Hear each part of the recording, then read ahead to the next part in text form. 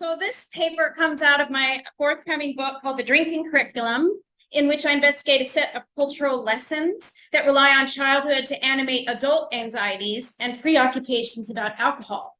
And so I argue that the drinking curriculum is a cradle to grave program, a program that teaches through visual culture and that relies on both horror and humor to educate. It doesn't follow a linear progression, and there are no lockstep stages of development to be assessed. Alcohol's presence is at once omnipresent and indiscernible. And to understand this requires a mixture of seeing and learning not to see. One of the drinking curriculum's most enduring outcomes is that it teaches us how not to see alcohol, even as images of drinking, drunkenness, and childhood consistently flicker in the background. To that end, I examined the child in popular visual texts, including picture books, in which alcohol is present. The child in this study is a functional figure, a malleable part of our discourse rather than a fixed stage. And the child is a product of ways of perceiving and not something that is there, end quote. That's James Kincaid. Thus, in this talk, I'm not speaking about how real children might respond to or be influenced by texts about intoxication, but rather how the categories of childhood and alcohol shape one another. This is not to deny the dangers associated with underage drinking, which the Centers for Disease Control and Prevention in the US defines as a significant public health problem. Nor am I talking about the material conditions in which youth are placed in harm's way, nor is this a talk about the potential risks to witnessing of alcoholism for children who live with alcoholics. Rather, it is concerned with how the idea of the child and its associations with innocence, vulnerability, wildness, and misbehavior are all in here within our perceptions of sobriety and intoxication. As a socializing mechanism, children's texts facilitate the circulation of meanings about drunkenness, visualizing cultural norms about who can get intoxicated, where, and how to act when drunk. Acceptable and unacceptable displays of inebriation are culturally bound, and you'll note that I'm talking particularly about the United States. And from its inception, children's literature sought to teach its implied readers the moral idea of temperance. Importantly, lessons about how to drink alcohol did not stand apart from the mainstream of children's literature. Instead, they were fully incorporated into a genre highly adapted to cultural pedagogy. The first picture book for children, John Amos Comenius's Orbis, A Visible World, originally published in 1658 and released in the United States in 1810, aimed to make learning entertaining, and it was a mega hit in children's publishing, as well as a groundbreaking text within education. The book centered on images and objects, arguing that children would learn to read through the senses. Pictorial literacy lessons in Latin, ABCs, and the natural world worked alongside moral education. Long considered a landmark text in education and children's literature, the Orbis Pictus is also a foundational visual primer within the drinking curriculum. The Orbis Pictus includes instructional diagrams about making wine and brewing beer alongside other daily activities like baking bread. Most germane to this study, Comenius includes a chapter on temperance within the moral philosophy section, in which he advises the reader to prefer a mean to meat and drink and refrain desire as with a bridle. The reasons to seek out moderation in alcohol consumption are fully illustrated. The numbered engraving pictures the trouble with intemperance for readers. When revelers are made drunk, it's a little too small to see all of it, but 4, they stumble, they spew. There's a fellow vomiting right there in the front. They spew and brabble, writes Comenius, from drunkenness proceeds lasciviousness, and from this a lewd life among whoremasters and whores in kissing, touching, embracing, and dancing. So a vomiting man is pictured, and in the background, a prostitute sits imbibing with the man. Socially defined meanings about drunkenness are graphically coded, giving readers a lesson about temperance as both a moral good and as a gendered behavior. Pleasure and indulgence are associated with masculinity, whereas intoxicated women are pictured as, quote, whores. A visual pedagogy about drunkenness, femininity, and sexuality that continues to stick. Alcohol for men, its rightful imbibers, is not a demon or a poison, rather it is a beverage to be enjoyed in moderation. As the American temperance movement took hold in the 19th century, advocates doubled down on pathologizing alcohol. and drunken comportment took on new meanings. There's my slide. It was out of order. Anyway, there you see an advertisement for Rainier beer in the 1900s with a young child in there drinking with their grandfathers, playing around with this notion that different constructions of childhood. Notably, as understandings of drinking went from, quote, convivial to miserable, sociable to antisocial, healthy to disease, so too did images of drinking and drunkenness in children's literature. Karen Sanchez Epler notes that reformers focused especially on creating and circulating materials for children to move the temperance message into the home, where it would function as, quote, moral suasion to transform the public soul.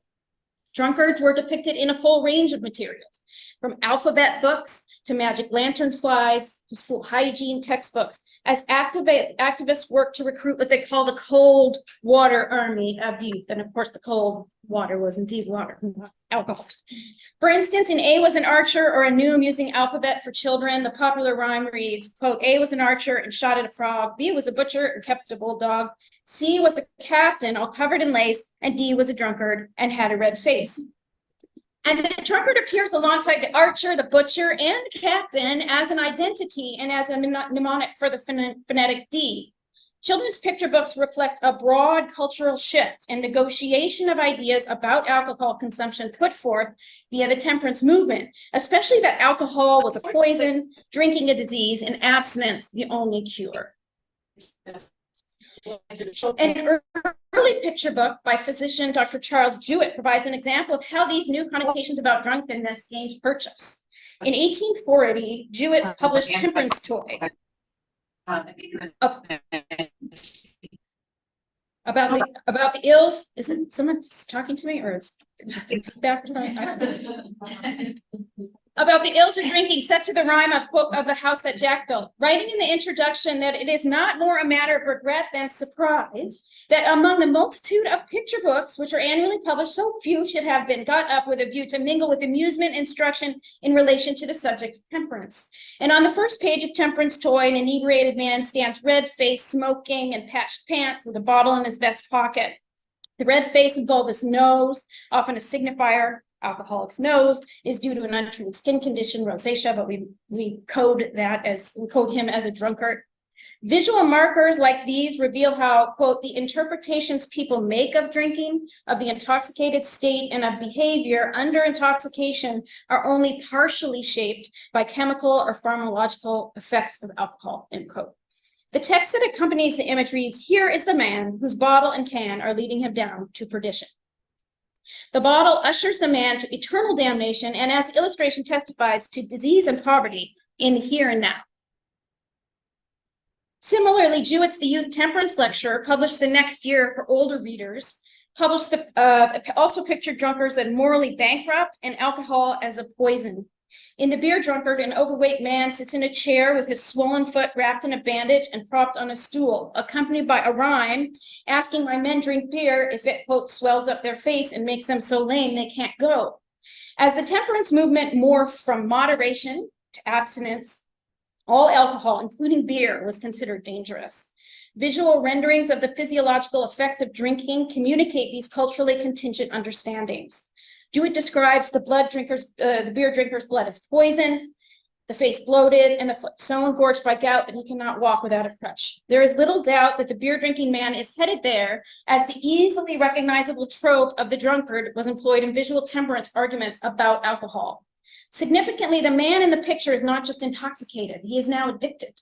And the dangers of alcohol were medicalized and politicized, and that converged in visualizing temperance, equating personal and public health rather than moderation, be a road to ruin narratives. Visual texts like Jewett's were a crucial part of the 19th century temperance movement's multi-generational pedagogy. And by the 1840s and 1850s, quote, temperance images were everywhere. Significantly, the idea of childhood became essential to graphic road to ruin narratives in which one sip of liquor led to destitution, madness, and death that circulated widely in the 19th century. So Nathaniel Currier's 1846 color lithograph, The Drunkard's Progress, is a familiar example that visualizes how a drop of alcohol brings a man to madness or death and his family to ruin. And you can see here, they hold nothing back, like they're just you're going to be in bad shape here at the end. There's always a picture of the mom and the child together. And what you'll notice here is when we're working on the book, there's kind of like a young adult there, sort of a young man, of course, because constructions of age are quite different. But as things go on, that by the late 1800s, we've got a boy in that situation. So the white male drunkard became emblematic of the temperance movement, and his downfall required childhood. So the drunkard left innocence, pictured as fresh-faced boyhood behind, and the contrasting image is of youthful promise and wretched decay, emphasized corruption. This imagery, of course, also talked about race, class, and gender, as addiction was, quote, an implicitly white phenomenon, end quote. Similarly, while female inebriates existed, they weren't usually shown in the Road to Ruin storylines, as, quote, an upstanding young woman's choice to drink was much more difficult to excuse or empathize with than that of a young man. Most temperance advocates would have read it as a sign of pre-existing immorality, end quote. Marty Roth, in Drunk the Night Before, writes that it is not until the mid-19th century that understandings of alcohol shifted from a register of intoxication to one of addiction. Making an important distinction between the two terms, Roth writes that, quote, intoxication is effective drinking, addiction both is and is not. Children's texts, often overlooked in social histories of drinking, document the medicalization of alcohol in the 19th century, as well as the shift from drunkenness as a temporary state to the drunkard as an identity associated with disease and immorality. The idea that one sip of alcohol, we're going to fast forward here because it's a conference talk.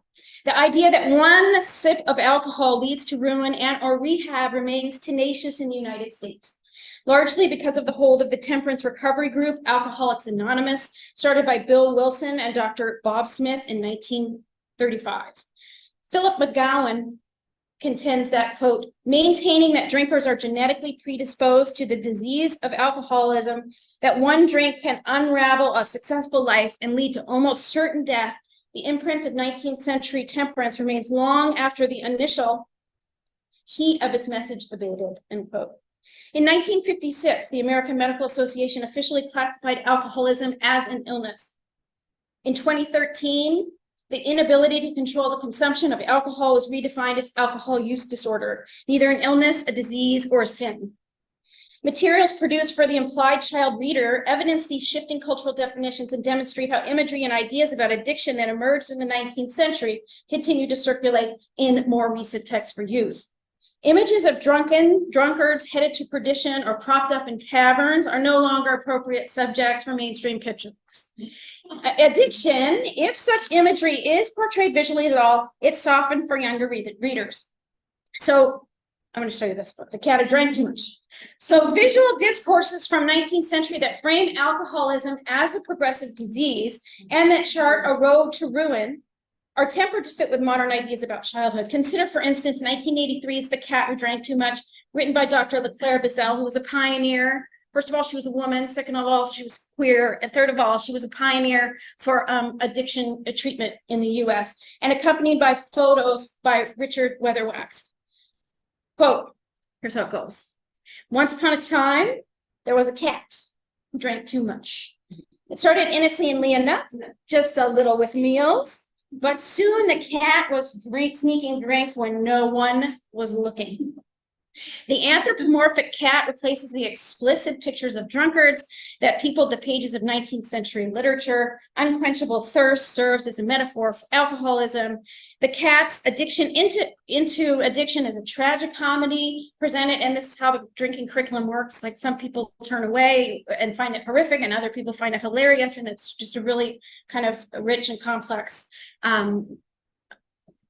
set of texts. So it's presented through a series of documentary style black and white photos, which is interesting, in which he becomes obsessed with drinking, experiences personality changes, sees and hears things that aren't there, and passes out in the middle of the afternoon.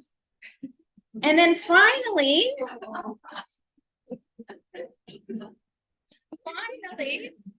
like Like the drunkards in the didactic temperance text, his appearance deteriorated, glassy-eyed, Whitford, and hopeless. After the cat gets so low that he can contemplate suicide, he goes to an Alcohol Anonymous treatment center. The tenets of the temperance branch of the drinking curriculum are evident here, with one sip of water leading to trouble. And then there's the treatment center. There are a handful of picture books in the self-help genre. They're all quite, I won't say that because that'd be judgy, but they're all interesting. They're very didactic. There's the children aren't drinkers. It's there'll be one family member who is a drinker, and they were published in the 80s and the 90s. So in the 80s in the US, there was a resurgent. We had Nancy Reagan talking about the war on drugs. We had a renewed focus on alcoholism. There was a US postage stamp that said, you have the power to overcome alcoholism. So these are kind of that particular moment. This is illustrated by the person who did the Rotten Ralph books. I don't know if you know that illustrator. So they're out of print or they're hard to find. And so it leads to this kind of, when I started talking about what you can see and what you can't. So the certainty that there's the proximity to alcohol, of alcohol to childhood remains taboo. Yet this certainty that children and alcohol shouldn't mix is undercut again and again in the drinking curriculum through texts that walk a fine line between horror and humor, but that's another talk. I can give you just one example of what this looks like. Many of you will be familiar with Edward Gorey. You're an Edward Gorey expert. So philosopher Noel Carroll, I really had to delve into humor studies, which was great, and really interesting. Writes that there's an intimate relationship between horror and humor, which are two sides of the same coin, linked to, quote, the problematization, violation, and transgression of standing categories, norms, and concepts. And through intoxication, the category of the child as a state of innocence is consistently violated via fear or pleasure. In Edward Gorey's subversive and satirical alphabet book, The Gashlycrum Tinies, for example, Z stands for Zilla, who drank too much gin. Zilla's demise parodies cautionary temperance narratives, and there are a ton of them in which children have one sip of whiskey and they die on the spot. So there's this, there's this other strand that's subversive and really calling attention to other kinds of traditions or lessons within this particular curriculum. So Gorey's visual humor, like slapstick, never lingers on violence. In fact, he invests it with no emotion at all, which tilts his work toward the comic. Further exemplifying child harm as a form of humor, when asked in an interview about why his numerous victims are often children, Gorey replied, "It's just so obvious they're the easiest targets." So the suffering child is a manifestation of the complex, quote, complex relationship between vulnerability and violence, and the object of both sympathy and mirth. The Dias for Drunken lesson in the drinking curriculum contains both truth and fiction. Drinking alcohol doesn't necessarily lead to abject poverty or death or gout, and likewise, sobriety doesn't always result in wellness, success, or good citizenship. Images of the drunkard are interpretive devices that make visible cultural meanings about intoxication.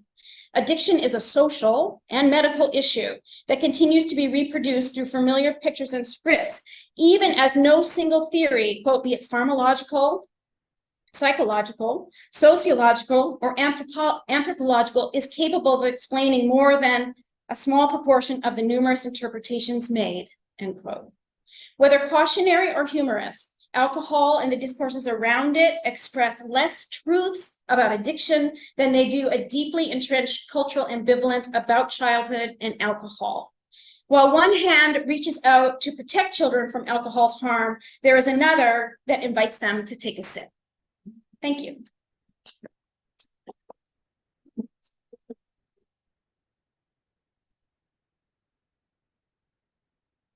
Well, great, as usual. We have about 10 minutes for questions. Fine. No sun and no projector light. Here I am. Down spot. Any questions? Go ahead. It's a question basically on this whole notion of how the temperance movement has had an impact on different nations of children drinking. And I immediately thought of Disney's Pinocchio. Something that I teach, of course, I'm Pinocchio, but I was like, what? I was asking, why does he drink? You know, what is this? But so it really helps me to actually think, well, I understood an act of rebellion, whatever, but what you were saying about this bodily, just, morphing of the body through drinking, and of course, not just about that whole thing, it really actually enriched my understanding of that scene, and how it relates to the original. So thanks very much for that insight. And thank you for that comment. So Disney is like drinking curriculum 101. I mean, if you just want to, like, you won't quite, like that Pinocchio scene, I have my students watch it and they're like, and then they turn into donkeys, and there's just like so much going on there in terms of that. And then they're like, but he doesn't really, like, we could go on forever. And it's definitely an American interpretation, like you wouldn't have gotten to know that anything. So it's that American interpretation of what transgression is. Absolutely. And social transgression. Yeah, I want to see your Wonderful, yeah. I want to see your Pinocchio scene too. Thank you. Go ahead. So one thing that I wanted to discuss was the relationship between the mid-19th century feminists and teetotaler, right? Yeah. And there's really interesting intersection here between those women who became students in normal schools who became producers of children's material. And so that feminist teetotaling strand, at least in the two situations that I'm familiar with, US and Sweden, that temperance agenda trickles down into children's material produced by women. That was the their most significant contribution was getting scientific temperance instruction into the school. So Julie Coleman and Mary Hatchet Hunt wrote textbooks, and it became required curriculum for like 50 years. You had to do this was what you learned about alcohol. It was a poison. They would take a calf's brain and you would do experiments with it, and it would it's like your brain on drugs with the Friday sort of that kind of thing. But I was thinking that it's even more innocuous in the sort of pulp literature, the literature fun, not tests. And they're in there too. They're, like there's one of the being taught, right, that gets vanquished. They're who's doing the material, who's producing the material is important because they're related to these other movements. Yeah, they're related to abolition and not supporting that white feminists at a certain point. Yeah, right. And also related to suffrage. All of those movements are connected together. Yep. Thank you. Anybody have any texts from a different culture that feature drinking that I don't know? Because that would be really cool. I think it is. My Irish is People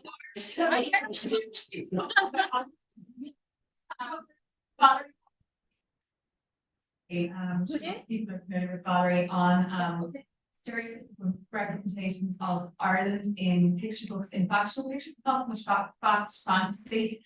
But some of the illustrations were of the typical drunken Irishman and drunken leprechaun, and also more positive representations of the crack in the Irish pubs. But she noted that these picture books are mostly consumed by tourists, more popular with tourists, especially American tourists in Ireland, and very well abroad, but are not really consumed by Irish buyers or bought by Irish buyers. So that was interesting how your presentation was referring to the American context, and how cultural differences can really impact on how something is represented in text.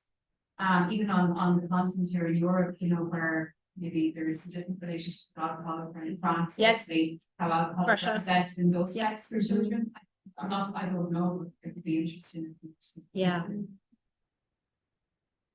Yeah, I'm fascinated with this because I'm interested in drug abuse in picture books. And again, there's as you said, but there's nothing. My question really is how could we make a successful picture book that would deal with this, which we felt we were happy with? I noticed that you didn't mention the brown bottle by Kenny Jones. And I wondered why not? Because in a way that's a kind of a fable. They call it a fable, don't they? And it's about a caterpillar that's like falls into a beer bottle, that's the brown bottle. And of course it doesn't turn into a cocoon and fly away with a butterfly. And then it's a caterpillar. I don't know that one. You don't know? No. Well, You have to send it to me. There we go. Thank you. That's great. Well, yes, I suppose this is a creature. Yeah. Rather than a person. Well, there's a lot of this connection. My chapter 2 is it's called Drunks, Pets and Children. And there's like in the 1950s in the US, there are a bunch of ads that are like apartment for let, no drunks, no children, and no pets. And so there's and I think Barry Nobleman's talked about people ad nauseum about the relationship between children and animals. And then, I mean, I don't know, I don't think, it's just I think that these kinds of experiences are not picture bookable in a way. Like, I don't know that there's going to be like, I think if you're experiencing something like that, I don't think that you're necessarily going to go to a picture book for solace, right? When you look at the house, which I think I think it's a success in picture book. You like that one? I do, because I think that it's not that in your face. It really does show it's shocking. Yeah. And it's well known the fact that, so the opening page, the opening spread is of a very rich man in a really big house, and this is a house that crack built. And right at the end, you've got the 12 lines of the cumulative rhyme, and you have an illustration of a baby lying dead on a green hill, which is possibly the mother's pregnant belly. I mean, it's just like, oh. And so it's really shocking, but of course it's written and created specifically for teenagers, and is about about promoting and helping you think of the consequences of it. Yeah. And the real cruel consequences. Yeah. There's a lot of now alcohol narratives, a lot of YA ones, like a lot of YA novels. Yeah. I want to know what you have to say because I loved your talk on alphabet. I don't have anything very deep to say. I just wondered whether since you're asking for picture books from other cultures, so I just wondered whether you knew the Norwegian Gudala's picture books. I don't think I do. Because she has, as I'm sure the other Norwegians Everybody's nodding. She has, and I was trying to find the title, Aquarium, Okay. is about a child and I think it's an alcoholic mother. Yeah. Yes. And that's, I mean, and the illustrations are, I don't know, disturbing. Good. I love that. Yeah. And, Maybe you could send that me the title. Deal with most of them deal with very difficult or challenging. There is one here that there's Lewis Undercover, but it was a graphic novel. It's also a disease model, and the dad goes to a recovery house, but there's a lot of real sensitive portrayal that's from the kid's perspective, and it's more his story, and then his father, less the relationship with his father. I don't know. It's a problematic text, but I didn't include this. It's metaphorical, so it's like the child in it. For her mother becomes a fish that she has to look after because she has to look after. She has to be carer for the parent. Yeah, I love this because. Yeah, but it speaks to the ways in which age is disrupted by intoxication, because adults act childish and kids have to act like adults. Yeah, so it sort of messes up from a childhood studies perspective. It's very interesting to think about what intoxication does to our notion to age as a category that we take for granted. Yeah. Thank you. I could be right. I can. Yeah. I think we have time for 2 more questions. If anyone has one, go ahead. Not a question, that a comment, because when I looked at your presentation, I was thinking about 2 things. The temperance movement, in my view, closely connected with the idea of the 7 deadly diseases, the Catholic approach that you should avoid. Yes, One of them had to, of course, to do with drinking too much and eating too much. So I think this is maybe another connection. Yeah. And in Germany, we had a very famous caricaturist in the 19th century, Wilhelm Busch, which is known for Macken Moritz. And he has drawn many stories, and one of them is dealing with alcohol, how alcohol leads, and I think an animal away into his death. Yes. So there are also stories in a human way that tell how dangerous alcohol is. I need to see that. Yes. Yeah. Yes, it's not really picturebook, it's not. It doesn't matter because I look at everything. Like I'm more interested in visual culture, and these are sort of a representation of that. So anything that That's connected. yeah, that would be terrific. Yeah. Yes. Like the Kina said, I was thinking about the Orthodox religion when Christian child give him some wine to sip. So at 3 months old, my son received the Yeah. and he slept for 4 hours. The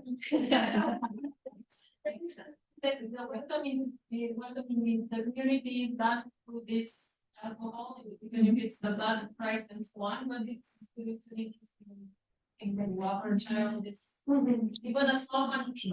Yeah, there's a book called by Marnie Davis, I think it was her last name, called Jews and Booze, where she talks about childhood and drinking practices and how those are different. And there's a fight in the States, right? Because these women's Christian temperance organization, they were nativists, like they didn't want immigrants in America.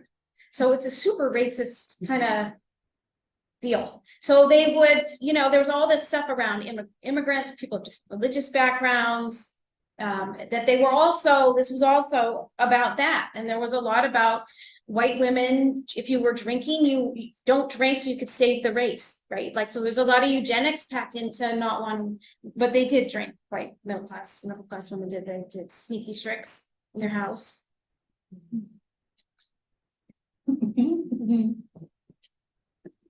Anything else? This is funny. I love hearing her talk about this. It's so fabulous.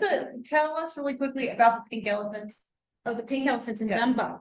Yeah. We all know those, yeah, the pink elephants. Yeah. and- Yeah. Yeah. But what's that? There was something you used it as a metaphor for something like, I don't know. I think I did. I think you put me on the spot. Maybe I invented it. Anyway, thank you very much. You're welcome. Wonderful. Thank you.